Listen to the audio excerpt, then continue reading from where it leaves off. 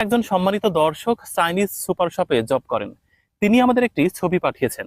ছবিতে দেখা যাচ্ছে সুপার শপে এই বোন ট্যাপারি ফলগুলো বিক্রি হচ্ছে। নিচে লেখা আছে চাইনিজ ল্যাটার্ন। এর নাম হচ্ছে বোন ট্যাপারি। গ্রামের মানুষ এটাকে ফটকা বলেই চিনে থাকে। ইংরেজি নাম হচ্ছে নেটিভ গোজবেরি, কোথাও কোথাও বলা হয় ওয়াইল্ড গোজবেরি। চীন দেশের মানুষ বলবর্ধক হিসাবে এই ফল খেয়ে থাকে। বেশিরভাগই সালাদ হিসেবে খাওয়া হয়। কোথাও কোথাও এর কচি ডগা সবজি হিসাবেও খাওয়া হয়ে থাকে। তবে এর ফুলগুলো খুবই বিষাক্ত। এই ফুলের ঘ্রাণ নেবেন না কিংবা কোনো প্রয়োজনেই ব্যবহার করবেন না। এর ফলগুলো ভিটামিন সি যুক্ত এবং ডায়াবেটিক্স প্রতিরোধী ফল বলা হয় এই ফলকে। চীন দেশের মানুষ এর পাতার রস আর শেকড়ের রস মূলত হাঁপানি আর শ্বাসকষ্ট রোগের জন্য ব্যবহার করে থাকে।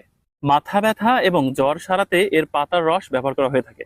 এর ফলটি ছোটবেলায় আমরা কপালে মেরে ফাটাতাম এভাবে। আর একটা কাগজের মতো পাতলা প্রলেপের মধ্যে ফলটা সংরক্ষিত থাকে।